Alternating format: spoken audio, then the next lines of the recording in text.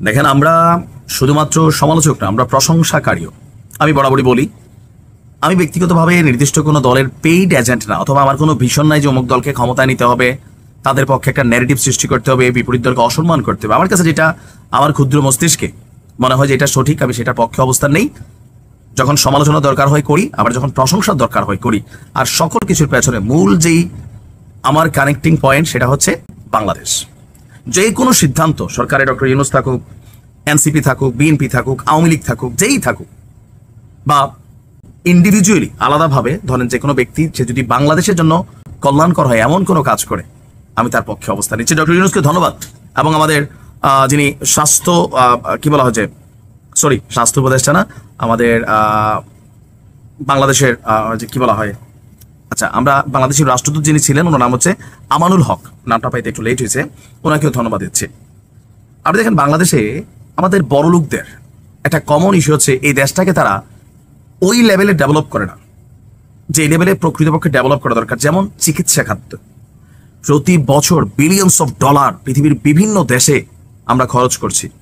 এর মাঝে আছে কিছু জটিল রোগ যেটার জন্য না যাইয়া সম্ভব না। সারা পৃথিবীতে সব জায়গায় এত উন্নত হাসপাতাল নাই, কিন্তু নন মেজর অথবা সামান্য রোগ যেগুলোর জন্য আমরা বিদেশে যাচ্ছি, মনে হচ্ছে যে আমাদের দেশে ওইরকম মানের হাসপাতাল নাই, স্কোয়ার থাকার পরেও বা আরো কয়েকটা আছে, ঠেকায় পড়লে লোক দেখানোর জন্য মাঝে মাঝে সেখানে চিকিৎসা নিচ্ছে।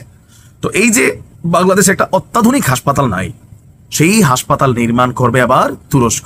ডক্টর ইউনূসের সরকার এই মুহূর্তে এই কাজটাতে যথেষ্ট পজিটিভ এফোর্ট রেখেছেন। বাংলাদেশে একটি অত্যাধুনিক প্রযুক্তির হাসপাতাল নির্মাণ করার ইচ্ছা প্রকাশ করেছে তুরস্ক।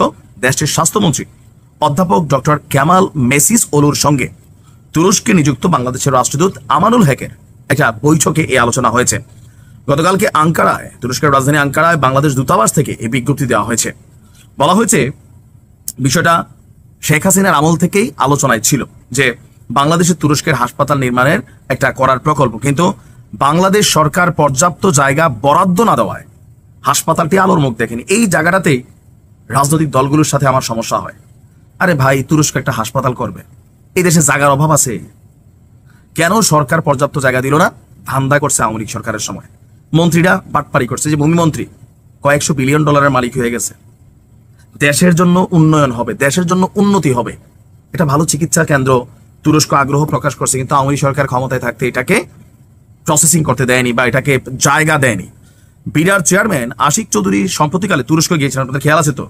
তো সেইখানে তিনি আপনার বেশ কিছু বিষয় নিয়ে কাজ করে আসছেন। সামরিক খাতে ইনভেস্টমেন্ট, তুরস্কের সাথে যৌথ চুক্তি, এর পাশাপাশি তুরস্ক ভ্রমণকালীন বাংলাদেশ দূতাবাস কর্তৃপক্ষ সেখানে তিনি গিয়েছেন এবং হাসপাতালের জায়গার বিষয়টা তুলে ধরেছেন। তো তিনি নিশ্চয়তা দিয়েছেন জায়গা বরাদ্দ নিয়ে কোনো সমস্যা হবে না, সরকার এই বিষয়ে আন্তরিক। সেই প্রেক্ষিতে বাংলাদেশের রাষ্ট্রদূত পুনরায় বিষয়টিতে আলোচনায় জোর দিয়েছেন।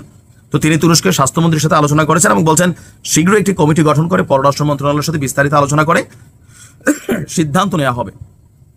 তুরস্কের হাসপাতালের নির্মাণ হলে যেন বাংলাদেশিদের তত্ত্বাবধানে পরিপূর্ণভাবে পরিচালিত হতে পারে সেজন্য প্রশিক্ষিত করে তোলা হবে। আর এটি নির্মাণ হলে বাংলাদেশের স্বাস্থ্য খাতে বড় পরিবর্তন হবে এবং জটিল রোগীদের আপনার বিদেশমুখী হতে হবে না বলে তিনি আশাবাদ ব্যক্ত করেছেন। আমরাও চাই এটা ভালো মানের হাসপাতাল, আর এই জন্য সংস্কারের মধ্যে একটা সংস্কার করা জরুরি। ওভার জটিল কোনো রোগ না হলে এদেশের কোনো মন্ত্রী, এমপি, আমলা এরা যেন বিদেশ গিয়ে চিকিৎসা না নেয়। এমপি স্বাস্থ্য পরীক্ষা করবে সিঙ্গাপুর, টাকা কার? পাবলিকের। ভাবা যায় দেশের চিকিৎসা ব্যবস্থার হোকা মারা কারা করছে? আমাদের এই রাজনীতিবিদরাই করছে। প্রাইভেট অনেক উন্নত হয়েছে, কিন্তু সরকারি হাসপাতালগুলা গেলে তো দেখেনি কি অবস্থা, আমি আর বলার কিছু নাই। ডক্টর ইউনূসকে ধন্যবাদ, আশিক ভাইকে ধন্যবাদ, ভালো থাকো।